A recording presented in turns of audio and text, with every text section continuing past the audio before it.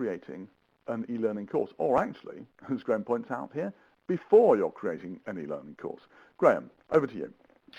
Okay, thanks very much, Don, and hello to everybody. And what I'd like to speak about over the next 30 minutes or so is what are the questions we need to think about before we actually start creating e-learning. So before we get to that point where we sit down at our laptop or our PC and actually start the process of putting the course together. But before we get into the questions, let me just give you some introduction to who I am and also to who Cursim is. So Cursim is the content development arm of Omniplex Limited. Omniplex Limited are probably best known as being Articulate partners. So we're a UK-based company of about 30 people. We have a subsidiary in the US as well. And we're probably Articulate's biggest selling partner worldwide now. We're also Articulate's authorized training center for Europe. So if you go along to the Articulate website and want training in Storyline or Studio, they'll send you along to us, and we've been trained in the authorized materials. And our Cursim is the content development arm of Omniplex, and as that we write e-learning, or blended learning come to that. And the learning we create can be quite varied. So at the moment, let's think about some of the courses we've got on the go. We're creating courses on digital awareness, on fault-tolerant computing, on aligning teeth, on operating spines, as well as safety on oil rigs. So our topics are fairly rich and varied, and we engage with a variety of large and small companies to produce e-learning for us. And the key thing that we do is we develop collaboratively. So we like to engage at a very early stage with our clients and engage right the way through the process. We base our development on standard tools like Storyline. So what we also do is share source. So if, for example, a company wants to take over the maintenance element of a course, we're quite happy to do that. So that's the background to Cursim. My background is learning design. So I've created courses on quite a wide variety of topics, ranging from quite technical stuff through to compliance type training, health and safety training, as well as to the soft skills courses. And what we try and do is ask some questions before we can sit down at something like Storyline or whatever your content development tool is, to help us try and focus our development.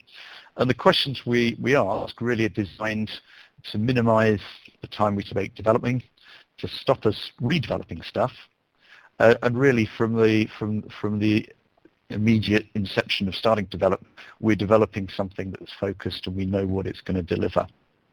Okay, so let's start with a question back to you, which you can chat about while I'm talking. What are the most important questions that you ask before you start developing? So again, before you sit down and actually start the course creation process, what type of questions do you like to ask? It's a very important question, isn't it? Oh, yeah. It's very important to consider this. And as you might expect, we've got a slew of answers coming through already. We've got 147 people online, so we've got quite a few people with opinions to share. Yeah, any good ones coming up? Well, plenty of stuff coming through here. A lot of focus on the audience. Who are the users? What do they want? What's the gap? What's the skills gap? What is the learning needed? We have Glenda asking, which is always, and Teresa asking the same question there. What's the performance issue?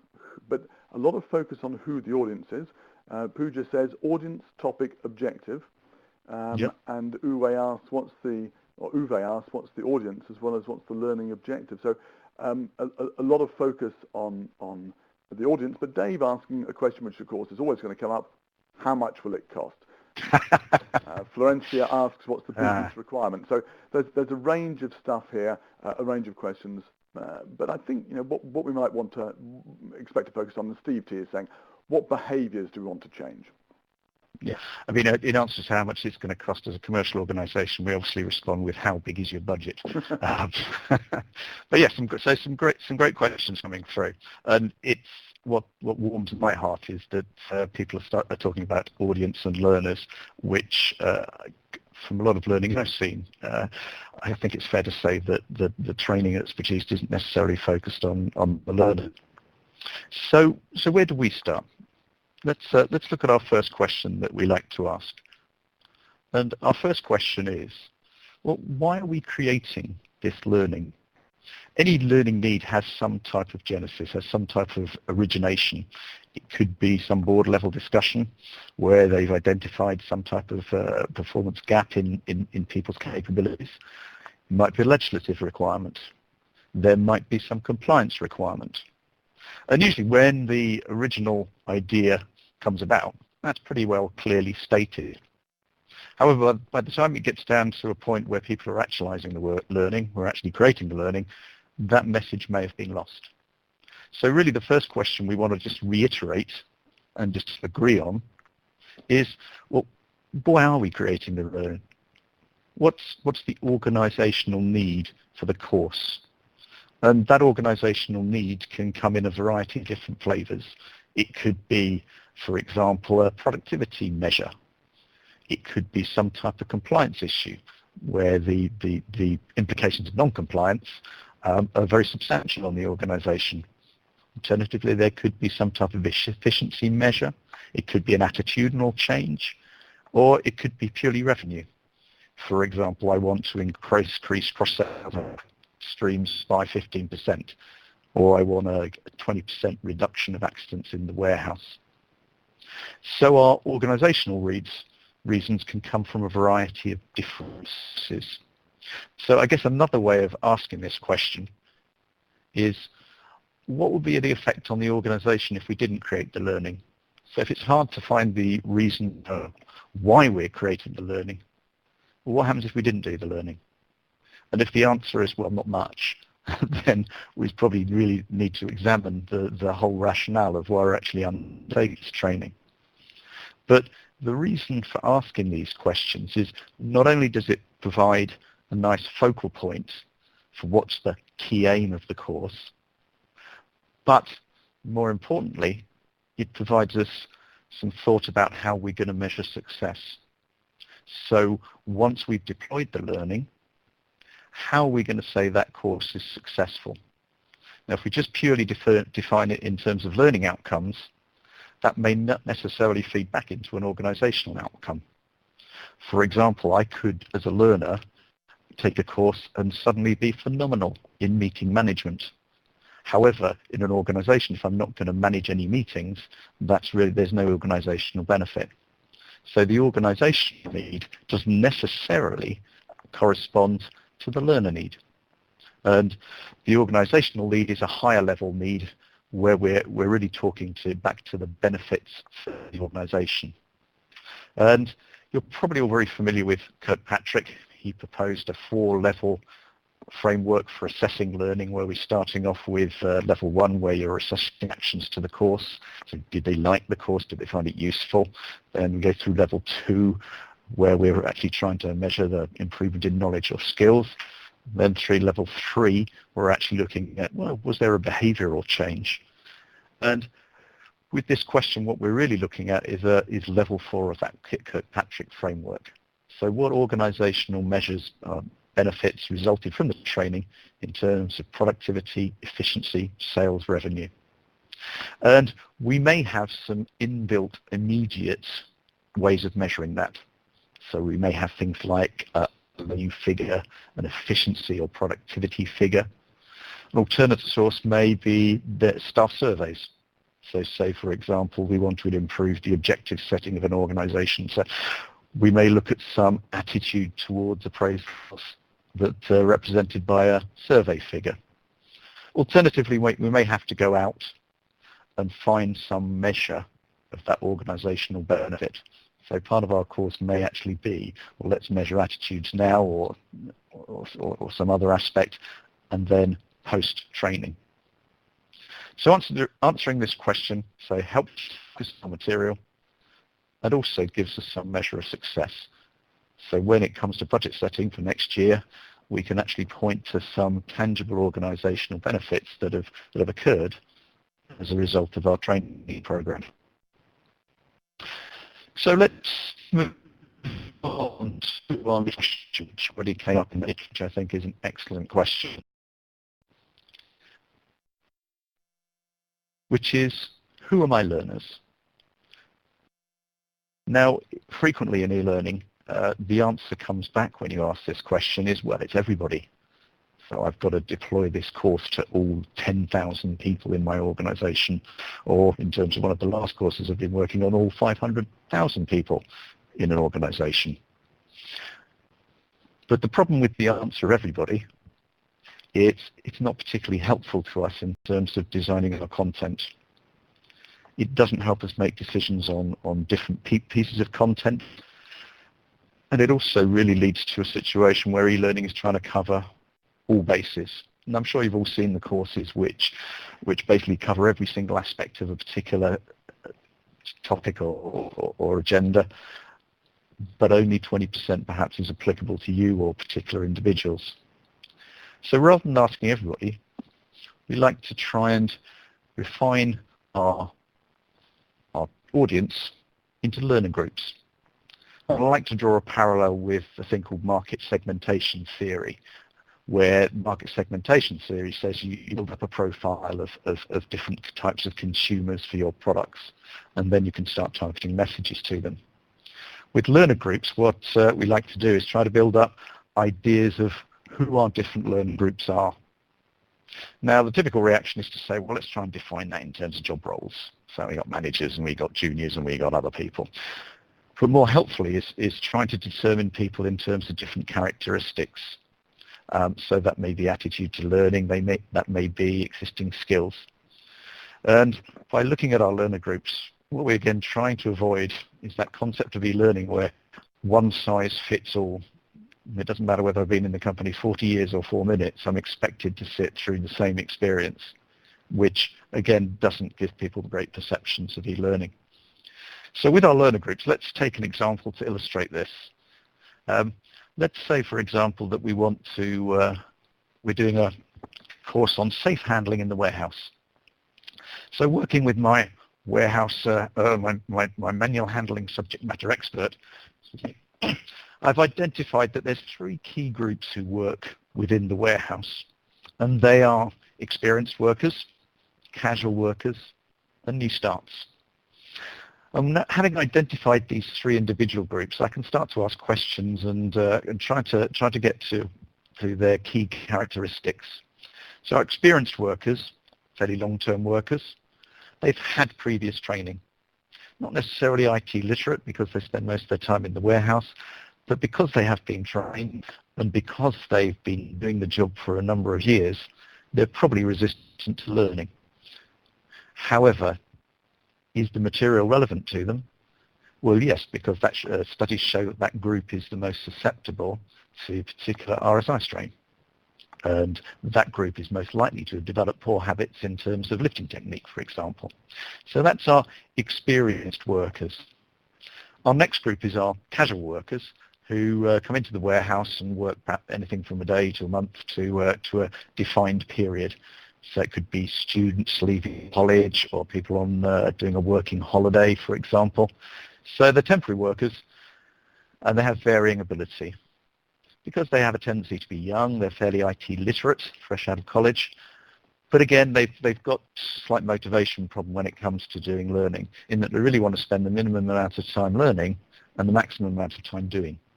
So they want to need to know the essence to enable them to do the job, and then they're away, they're off, and they're moving into other fields. Our new starts really see the warehouse as a first step in a career. So they're enthusiastic. They won't necessarily have had previous training, but because most of them are college leavers, they have a tendency to be IT literate. They're also keen for learning. They want it right because it's a progression, it's part of their career. Now, rather than saying that everybody needs to do the same manual handling course, we can see that just by taking this simple example and working out who knows what people's attitudes are, we can see that we need a different flavour of training for each of these people. Now, if I'm doing a classroom course, I can tailor my material on the fly to these groups. I can ask some questions, work out what my audience is, and then move, change, even to the extent of addressing people and giving people different questions to think about in terms of classroom delivery. With e-learning, I don't have the luxury of asking on the fly who my audience are. So I have to really ask these questions before I design my material, and then handle that within my e-learning structure. So in this example, I might want to give these different groups different experiences. So I'll have an introductory section, and at that point I'll ask people leading questions to identify themselves, and then in terms of technical capability, I'll assign them a variable so that I can distinguish each of these groups as they run through the course. So my experienced hands and my casual workers need much more of a sell. They need the rationale for why they're doing this course. They really need to be sold on the topic before I can even get into a position of actually giving them the key messages. So the type of device I might want to use is perhaps a war story with a video of an experienced or a casual worker for each person, so for each group, which says, yeah, I worked in a warehouse and I did this and I thought I could lift these loads, but now I've actually got a long-term injury which is keeping me off work. This is why it's important to know how to handle loads successfully. With new starts, I don't necessarily need that huge justification or motivation, but what I do need to do for that group is to plow straight into basics of handling. So here are the 3 basic elements of handling a package: palm grip, straight back, bent legs. And modern tools allow us to tailor our learning either by section or even by what appears on individual screens. So I can make sure that each of those groups is really getting the message which is direct for them. So that's the second question that I'd like to ask is, who are my learners? And can I break them down into grouping and then assign them characteristics from which I can make some sensible decisions about how I'm going to structure my content as I go through on the way. And all of this approach is trying to get away from what is essentially a topic-driven approach into a learner-centric approach, which, judging by the questions we heard on the chat board, strikes a chord with a lot of the audience, which is great. So, any comments you want to come in on there, Don? Not entirely. Well, there's one question coming in from Richard asking about. Sorry, we've generated a lot of discussion here around the way people measure the value, kicking off from the Kirkpatrick discussion you had earlier, and people talking about the Jack Phillips 5th level, where you're actually associating through analysis an actual monetary value to the learning you've done. But that to one side, Richard is asking a question about the profiling approach, saying that learning theories, if you apply the learning theory, you might have a different way of looking at your learners than the profiling approach that you've taken. Okay. But do you want to comment on that at all? Yeah, I'm not. I'd hate this webinar to be seen as prescriptive. Yeah. They're just the questions we like to ask in terms of focusing our attention. And as you're saying, the key thing here is to move away from a subject-driven approach where you're trying to pour knowledge into people's heads to making it learner-centric. Yeah, I think that's the key point. That's the key point. And if you're starting that process of analysing your audience, then that's probably the first stepping off point. Cool. Okay. Well, let's carry on. Okay. So, having asked ourselves what is our organisational need, and then taken a look at who are my audience, who are my learners, the next question I really want to ask myself is, what do I want them to do? And I really like this phrase, what do I want my learners to do? Because it implies action and it implies something measurable. I'd like to claim credit for this, but it was actually given to me by another instructional designer in Dubai. And I thought there's something beautifully simple about what do I want my learners to do. It gives me a great way of thinking about the focus of my learning. And really, when we're talking about what we want the learners to do, then we really can't not mention Benjamin Bloom, who, as I'm sure you all know, was an educationalist in the 50s who looked at the way people learn. And he proposed that there was different stages that people's learning went through, starting with basic knowledge and comprehension. So 2 + 2 = 4. oh, if 2 plus 2 equals 4, then 3 plus 3 must equal 6. I can see those on the number line. That's really our comprehension level. And quite frequently, a lot of e-learning is focused at that level. So information fire hose, as I call it, followed by a test of comprehension. Did someone get the third paragraph of the fifth slide? What we want to do is push up our different learning levels to the levels which are more applicable or more useful within an organization. So these higher levels of learning are ambition. So I have a room, it's 3 meters by 2 meters, I can work out that I need 6 meters of carpet. And then I get to the levels where I'm doing what the majority of people do in their organizational lives, is I'm doing things like judging, analyzing, evaluating, assessing, deciding. So, for example, somebody gives me an odd-shaped room, and I can judge how much carpet I need, for example. So Benjamin Bloom not only did this idea of levels of learning, but he also used a taxonomy, which are terms or action-orientated verbs which relate to this different level of learning. So another question for you to consider, and perhaps chip in on the bulletin, on the discussion forum, is what words did you use in the last learning objectives that you set? And quite frequently, I see learning objectives in organizations measured in terms of, or expressed in terms of learn, the user must learn something, or the learner must understand something. And the problem with using words like learn and understand is they're impossible to measure depth, and they're impossible to actually, in fact, measure in any way. So if I say I'm creating a course to enable the learner to understand world history, what does that mean? Does it mean I need to know every single event since the dinosaurs or since the planet arose? Or do I just need to know the 10 significant events of 20th century history? So understand and learn by themselves really aren't great words to use. So Bloom proposed a set of... What we have got is a bunch of people who are answering the question already, Graeme, with a bunch of words they're throwing in, and Wendy's saying let's use verbs, which I think is a key thing, and also Wendy then says things you can observe, and that's the key thing. Demonstrate, says Patrick. Demonstrate, explain, consistently do. So people are absolutely taking up on your point that understand isn't something you can see, but if we use verbs which we can, well, the sort of things you've got here, which show people's actions, behaviours, then we can see that actually something has happened, behaviour has changed. Yeah, absolutely, and that's why I love this word do, because it implies some type of activity. Implies some type of action and a consequence. So what I wouldn't want to do if I take my manual handling course is say my learning objective is to understand manual handling. What I do want to do is I want the learner to judge the safest way to handle a variety of loads.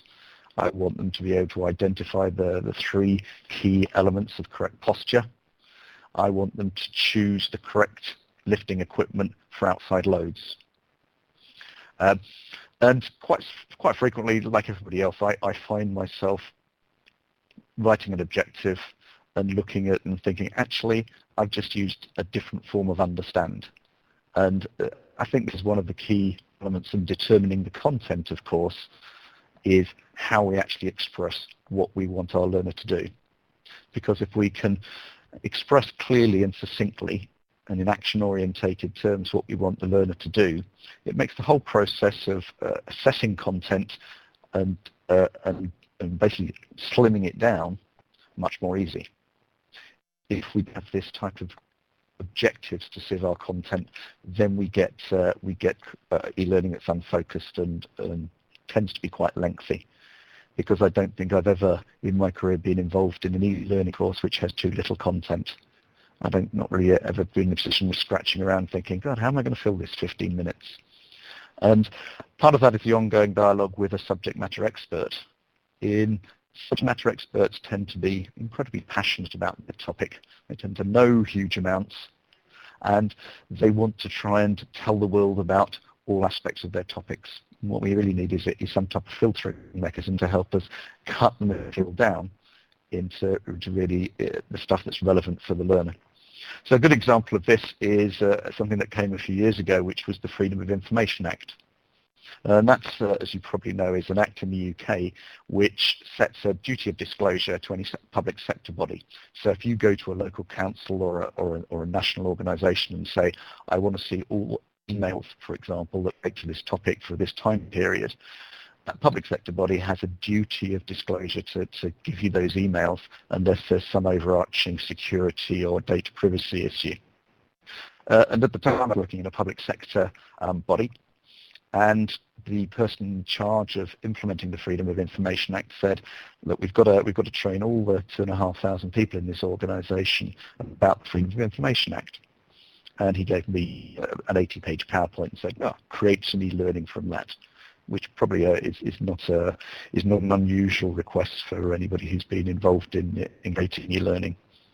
And the presentation went through the history of the Freedom of Information Act, how the Data Processing Act impinged on it, and then it talked about different types of information that could be requested and what could be disclosed and what couldn't be disclosed. And overall it worked out at about, I would have estimated, between an hour and 20 minutes of material on the Freedom of Information Act. So I got the person back and said, look, let's just look at what we're trying to achieve. And using these questions, what we boiled the essence of the majority of the audience down to was they needed to be able to handle incoming queries. So they needed to know how to respond, so how to recognize an incoming telephone inquiry, to list the departmental contact points to route that inquiry to, and the 3 points to reply to the caller on what they could expect by way of response. We didn't really need them to know the history of the Freedom of Information Act, and God preserve us, we didn't want them making decisions on what type of information that could be disclosed.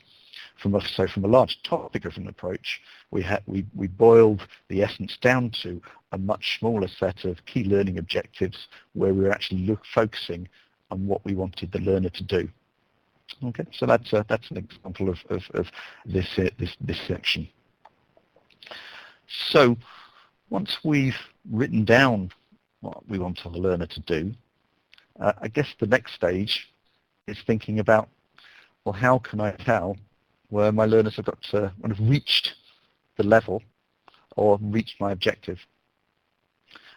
If I've written my objective well, it should be measurable. But if two people came into a room, for example, how could I distinguish between those who've achieved my objective and those who haven't? So what's evidence that I need to make that decision? Or better still, how could I hand a script to somebody, a third independent person, that would allow them to distinguish between those two levels? So we've really got to think about what criteria we're going to use to make that judgment and how we're going to distinguish between those who achieved the level and those who haven't. So let's just think about methods of evaluation. And interesting to get ideas about people's levels, methods of evaluation. But what we tried to do is summarize these into 4 different types of evaluation. So we can start with informal checks of understanding. And as we go to the right-hand side, where we're looking at performance tasks, really the complexity level of setting these things up gets larger. Also, as we get towards the right-hand side, the opportunity to achieve them electronically is less. So informal checks of understanding could be something like a multiple choice test, drag and drop exercise. And then we can move into quizzes and examinations, which are combinations of those type of elements. So it could be a randomized assessment, for example. We can then move into academic prompts, which are harder to reproduce electronically. So essays, discussions, open-ended exercise, or some face-to-face exercise that requires an assessor. Now, within a pure e-learning course, that's quite tough to achieve, but obviously there's a lot of different other tools we can use, such as social media, forums, bulletin boards, where we can achieve elements of those electronically. And finally, on the far right-hand side, we've got performance-related tasks. So that could be some face-to-face exercise, that could be a role play, that could be observation by a supervisor. And these tend to be much more difficult to do electronically because they've got some personal element. So what I like to think of in terms of my learning objective is what is my ultimate performance task, and then what are stages before then. So if my ultimate performance task, let's take my manual handling course, for example. My ultimate performance task will be a supervisor presenting the learner with 3 boxes and say, I'd like to see how you pick up this box. And then if they can display that they can do that, then the next stage would be to observe them choosing an actual piece of equipment. So in this example, the ultimate performance task may be a physical one. So my overall learning solution may include this physical task. However, I've got a set of different methods of evaluation before then that I can use as other checkpoints of collecting evidence. So my informal check of understanding could be to list the 3 key elements of lifting posture. So that could be handled in a multiple response question, for example. And even as I get into the type of performance task-related issues, I can use things like scenario-based learning. So I can present my learner with a scenario where it's 5 minutes before your end of shift. You have a large box to shift, which is too big to carry. You can't see a supervisor and there's no equipment. What do you do? So I can start to think about creating scenarios as people can make these judgments and calls and decisions in terms of what they do, and use that as a method of collecting evidence as to whether someone's achieved their learning objectives or not. So once I've thought about what are my methods of collecting evidence, then again that's another filter, another tool in terms of assessing what material I need to deliver at which stage. And also it can start to provide a framework to think about how I'm going to treat my content and how I'm going to break it down. Because really if I've got a particular task in mind, again we're talking about doing, then I can start to think about material which leads up to actually achieving that task. So those are some of the questions we like to ask to act as a filter in terms of our content and to give ourselves a key focus on what we're trying to get the course to achieve. And our total solution may not just be an e-learning course. There may be a blended element which can involve some type of personal face-to-face involvement. So any thoughts on that, Don, from the discussion? Well, there's plenty of discussion going on. Evaluation, we seem to have a sort of, I wouldn't say a brouhaha or a storm in a teacup, but people are evaluating with passion and questioning with passion what the right ways of evaluating are and what the point of evaluation is.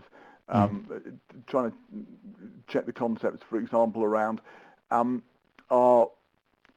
do you need to have more than one type of assessment? Paul is saying, look, come on, surely if we're doing our jobs properly, we should have a variety of ways of assessing things. Marco is leading the charge for saying that we need to just make sure that people can actually do their job differently in the workplace. And other people are saying, well, yeah, but you can say that, but we've got to check if they actually know what they're saying what they're doing before they get to the workplace. My sort of summation of this, I think everyone accepts that some form of evaluation is important, and it will vary according to the role that the person's doing. What we're trying to achieve, is it knowledge? Do they have to know something, some background information? Do they have to do something differently? Do they have to believe something differently? So there are some quite substantial differences in what we're trying to achieve, which will be handled presumably by different forms of evaluation. Absolutely. And it's great to see that debate, because again that's hopefully that's provoking thought about your own particular topics and taking us away from the area where the last thing we see in the e-learning course is the classic comprehension test of 10 multiple choice questions on the material we've covered. We're starting to look at it in a broader context, in an organisational context. So that's great. I should point out also that the conversation, as always, with the Learning and Skills group is impassioned but well-mannered, and there's lots of good evidence on each side. So I think people are bringing a lot to the table. For me, it's unfortunately, the sad thing is, not that we're having this debate here, but unfortunately in the workplace, too often things are prescribed by those outside who have a far less subtle view of what learning is and say, this is what you're going to do. Very often you need to do a 2-hour course on this, and you need to do this sort of test at the end of it, which is a blunt tool, to say the least, for a very complex solution. Anyway, that's my view, Graeme. Back to you. Absolutely. And, I was having an argument the other day with, there's a certain institute who insist that you spend 15 seconds on every page. And my point is, what does that prove? Well, I had exactly the same debate. I was in Paris yesterday, and somebody was talking about how they were designing courses for the financial sector, and you had to spend, in this case, 6 seconds on each page. And of course, what people were doing was, these were highly paid partners. They were getting their secretaries to push the next button on each page to prove that they were there. I mean, it's just mad. Anyway, there we go. Yeah. So recognise that we all have to work within organisational constraints, and all we can do as learning designers is fight our corner. And sometimes you win, and sometimes you're unable to change the overall constructs. And I think that's a good example. I fought battles over people must stay on a slide for 15 seconds and every slide, and they're not allowed to navigate anywhere else but the first and the previous page. And you can fight long and hard, but essentially if that has been laid down in stone by an institute somewhere in the States, and they won't recognise your course for continued professional development until you've done that, then you have to try and work within those constraints as best you can. So, yeah. Lynn Taylorson wraps us up very well. She says, we are probably the last people who need to be considering these issues. It's the HR managers. We need to get on board with all these ideas. And I would add, actually, Lynn, most other managers in the organisation. But that's my rant over. Graeme, back to you. Yeah, and I absolutely 100% agree. I had a lady on a course the other day who needed to write a 20-minute course on setting objectives. She had 2 weeks to do it, and where do you start? But yes, I think there's a process of educating outwards, and as one of the things we do is we run an e-learning workshop for subject matter experts, because I think that also helps the word about, this is, most subject matter experts can visual or can imagine an audio-led PowerPoint, but that's really the limit of their experience, because probably on some stand-up classroom training, what they can't really consider is the wider issues that we're talking about here. Right. Anyway, moving on to so really we're looking at content-based questions so far, and now we want to really expand out and look at our more environmental questions, which relate to our e-learning projects. Probably the most important question that we need to ask is, who are my stakeholders? And this is especially relevant for us as a commercial organisation selling course development, because stakeholders, in my experience, are the biggest single element in the amount of time a course is going to take. And by time, I really mean elapsed time. And stakeholders come, as we know, in many different forms. So we have people who have input. So we have a sponsor, subject matter expert. We may have testers, deployers. But we also have the concept of approval. So who has approval on my course content? And approvers, again, may come in very many different guises. We may have people who approve a brand, people who approve policy. We may have people who have some HR input, or we may have a regulatory authority. But probably our single biggest question that we need to ask is, who has ultimate approval? And the way I like to ask this question is, look, before you deploy this course to the organisation, really, of trying to get people to identify the ultimate approval, it's time who we think it might be. So it may not actually be the person perhaps we're engaging with initially. There may be someone higher up the line who needs to bless the course, so to speak.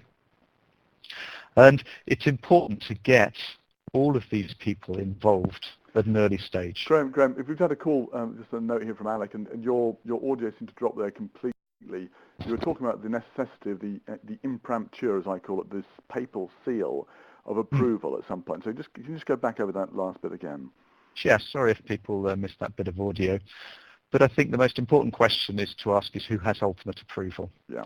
And quite often we find in engaging with organisations that the person superficially who we might think has approval isn't necessarily the final approval authority. And the reason we want to identify the ultimate approver is we want them to get engaged in the project early, and also agree the path we're taking. If I had £1 for a penny in terms of the most common delay that I've experienced for e-learning course delays, it would be 11th hour stakeholder involvement. So someone who gets involved in the very last stages before the course goes live, and they say, yeah, that's great, but, and the but may be, we need this new section, or the language isn't right, or whatever. So I think one of the key questions is to find that ultimate approver and get them engaged early.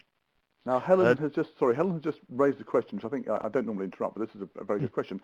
Shouldn't the ultimate approver be the instigator? I'd say, Helen, yes, they should, but usually they're not. Usually there's someone in an organisation somewhere who's got the ultimate sign-off, and you have to go through it. And Pergamon Press, which Robert Maxwell ran back in the 80s, was notorious for Robert Maxwell absolutely signing off everything.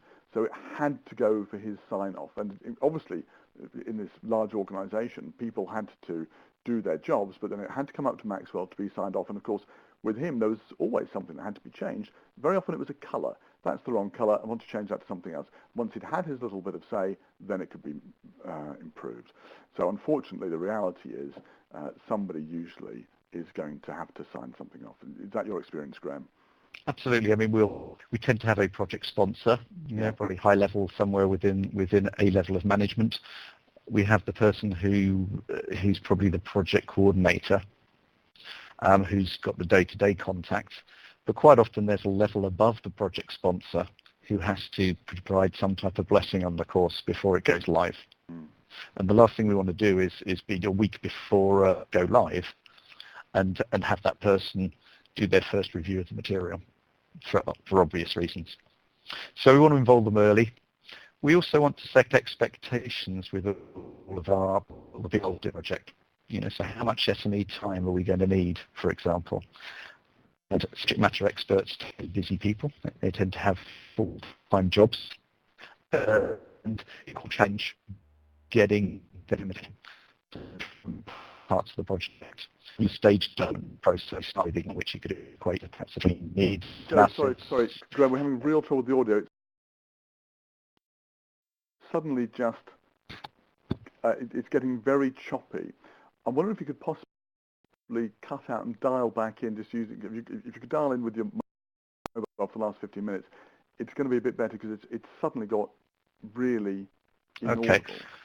I'm in a bunker in a basement in London. So that might be I've only got one bar of mobile coverage. So what I'll do is I'll just drop the voice over IP line and dial in again, and hopefully that'll sort the problem out. Okay. So while Graeme's dialing back in, I'm just going to pick up with the conversation here, which I think is very important. This business of stakeholder analysis that Chris has raised. Chris Bond raised the point about the need to talk. Well, when we talk about stakeholder analysis, it's understanding who's involved in the project in the sense that they are emotionally involved and who has an impact on the project. And the people you really need to concentrate on are the people who are very involved in the sense that they can have a high impact on it, but they're not emotionally committed to it. So they're not invested in the project, but they can turn it off if they want to. Those are the people you need to move from being non-committed to being committed to it, and finding those people and working on them to keep them briefed about what's important about the project is terribly important. It's something that actually came up in this morning's process, this morning's webinar with Clive, and I have to say it's something which we do very little of, and I think we might have a look at another webinar in the future about stakeholder analysis and how to engage with people. Hi Don, I've just dialed back in. Is that better audio? It is much better. Carry on. Great. Thanks for doing that. Yeah, and I think that would be a great topic is managing SMEs, because again they may have been assigned to help with your course, but they may not actually be committed, but they can ultimately derail your course, and management of those is a challenge, an ongoing challenge. Absolutely. So we like to have a stage development process and make sure that we involve people at all stages. So our ignition stage is where we're asking questions like, what is our organizational need? Who are our learners? What do we want them to do? Our wireframe stage is where we're looking at what's the look and feel of the course, what content meets which particular learning objective. Are there gaps? Is there too much information? Do we make some decisions on that? And then our blueprint is we're actually creating a storyboard for our course. So what's in it? What are we going to say? What's going to be on screen? What type of imagery are we going to do? And until we've got to that stage and we've got agreement from our stakeholders, particularly our ultimate approvers, we don't actually want to start development. We only want to start development once all that is agreed. Now, actualization phase that's where we're actually tapping the key. That's where we're creating screens, designing the graphics, and doing all that type of stuff. Our continuation phase is what's the future life of the course? Because essentially, with any e-learning course, things change. So information changes, people changes. So we need to have a plan to maintain and update the course going forward. So that's my fifth question. Who are my stakeholders? And perhaps the most important question is, who's the ultimate approver? Now, I know we said we had 5 key questions, but we actually have another question. And this is really a question which tends to come back as a result of running this type of presentation, is how long is it going to take me? And the question is dependent on a number of different factors. But in terms of how long it's going to take me, we've got 2 concepts. We have elapsed time, which is the complete time we're going to take to develop the project. And then we've got the actual time, which is the physical time we're going to spend actually doing the project. And in terms of elapsed time, the question, who is my stakeholders, is a big determinant of what's my elapsed time, because it's going to relate to organized complexity, review cycles, when we can get people ready to review, and when we can get them to sign a particular stage off. But if we're looking at actual time, there's a number of different elements we tend to look at. First of all, readiness of materials. So clearly, if we've got a well thought out initial, say, 1-hour workshop in existence, that's perhaps a classroom or a physical session, it's going to be a lot quicker to develop the learning for that than if we just started out with perhaps a 1-line brief. For example, I want to improve the appraisal skills of my manager. So the readiness of material is a big determinant of actual time on a course. The second element may be our technical environment. So is it ready? Is it simple? Is it straightforward? Or does it involve a variety of different devices? Perhaps an unimplemented LMS rather. And finally, what about look and feel? Are we working for an existing template, or is that something we need to develop and agree? Further factor in how long it's going to take me is the actual length of the final output. Clearly, a 20-minute course is going to be a lot quicker to develop than 4 20-minute modules, for example. And finally, our other factor we need to think about is the technical complexity of our learning. So are we starting from a very simple level, or do we have complex simulations which we need to write, or perhaps even application simulations that we need to include? So all of these are factors in how long it will take me. So how long will it take me? Well, studies vary, and I'm sure you've all seen lots of different studies which try and pin this down. But generally, the common consensus is that instructor-led training is going to take between 1 and 50 hours to deliver an hour of material. E-learning tends to start from there and go up. If you think about the process of creating a classroom course or an instructor-led course, then we need to do all of that essential learning design, and then we need to tack on all the different e-learning elements. So we need to tack on the actual development time, the time to create interactions, but also to do that work that we may not have to do in a classroom course in terms of working out which material for which groups. So studies vary, but tend to show that it's going to take between 50 hours to 1, right up to 500 hours to 1, and I've seen some studies that say, it could be 2,500 hours to 1. And the number of hours development per hours delivered are going to be influenced by the factors we discussed earlier. What we tend to find is that hours for rapid development tend to be between 100 and 200, dependent on the complexity and the readiness of material and other issues. But if you've got a dedicated Flash developed, for example, with origination of video, original photography, audio, then the figure starts moving higher and higher. So those are just some ideas about factors that are going to influence how long it's going to take you to actually create a course. So those are my 6 questions. What we were going to do at this stage is a survey question, which is, well, what do you think is the single most important question that you can ask? But perhaps, Dom, you could summarise what the feeling is from the discussion.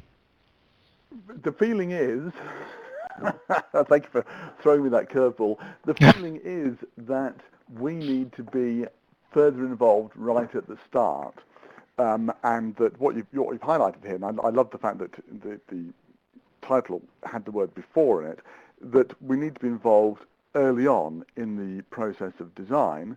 But actually, the discussion has gone beyond that, and now says we need to be involved even before that process of even thinking about design begins, and that we need to be involved as a learning and development function as a whole in the process of change in the organisation, serving managers in their quest for greater performance by constantly being aware of what's going on, participating in meetings, business meetings about the skills and the learning and the behavioural requirements in a way that simply isn't part of our general conversation at the moment, out of which will tumble the requirements for the developing e-learning and other course materials, which, if we were already part of that conversation, I think many of the questions that you've posited would actually be answered, because it would be a natural part of the conversation we've been having, rather than us coming in almost as external consultants within the organisation asking the questions.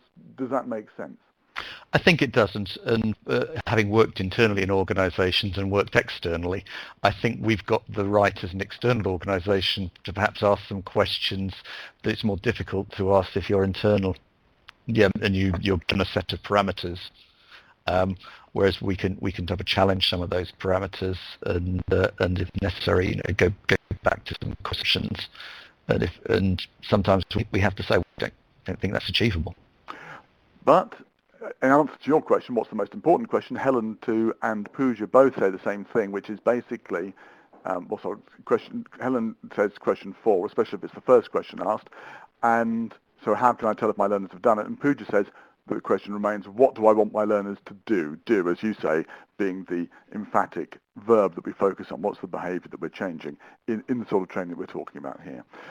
But I should just say, let's have a positive note. Jenny P says she feels very privileged. We have a new CEO who is extremely supportive and recognises the importance of creating a learning culture. Yay! Well, yeah, good for Jenny P, and we're going to go and work with her in her Absolutely. Just post us the job link and we'll be right along there. And Jenny says the most important question for her is, why are we creating this? What's the point? And an interesting ancillary to that, is it really needed?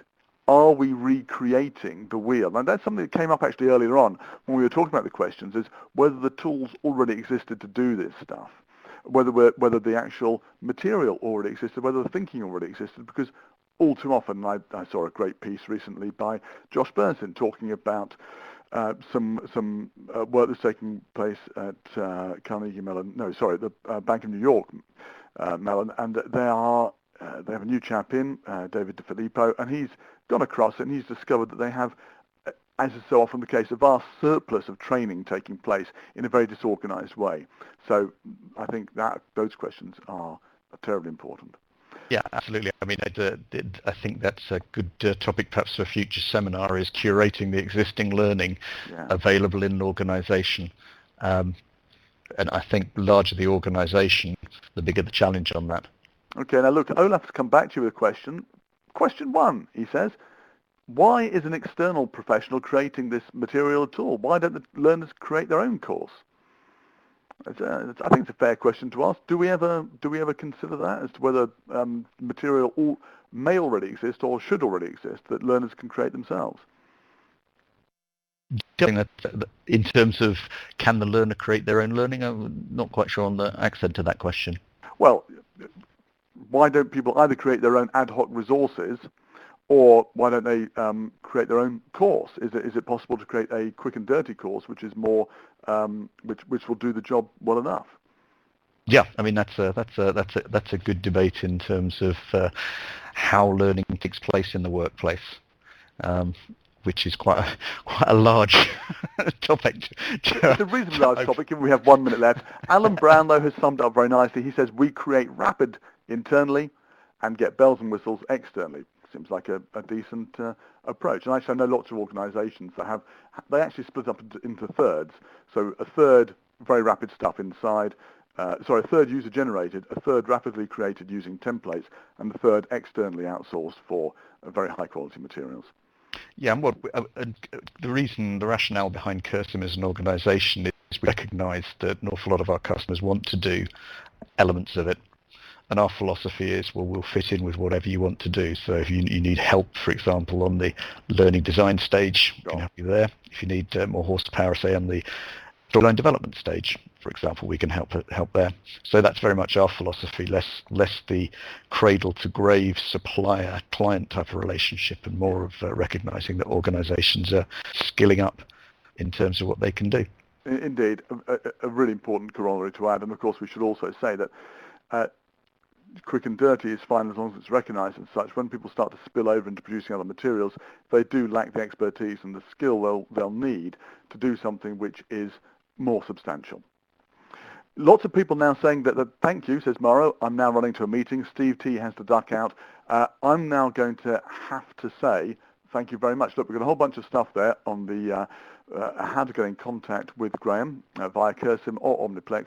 I said to Graeme, don't forget to put your contact details at the end. He's certainly done that. You've got a whole page of contact details there. Fantastic. Thank you very much, everybody, for your contributions. We've had a lot of very high quality contributions today. A lot of good sources being mentioned, a lot of good thinking, and also a very, I think, well-structured debate between people who clearly believe things passionately but are prepared to talk about things in a civilized way, which I'm totally in favour of. Graeme, thank you for leading us and stimulating the debate, and also sharing some really useful stuff which hopefully will help people go on and create great materials in their own work. Thanks so much, everybody. If you've enjoyed it, please jump on Twitter, use the hashtag #LSG Webinar, and just in case you were going to ask the question, which is asked every time we have one of these sessions, yes, the recordings, the slides, the web chat will all be available afterwards at learningandskillsgroup.com. It is free to join. There are close to 7,000 people like you out there. Come along, join it, ask questions. No money's required. It's just a great way of sharing materials. Next up, 6th of March, we have Jane Hart, the doyenne of informal, social and connected learning, and we also have Kaladas speaking. So very much looking forward. I hope to seeing everybody online on the 6th of March. Between now and then, just keep doing good work, and it remains for me just to say thanks to everybody who's chatted. And once again, Graeme, thank you very much for leading us through the things you need to think about before you start designing.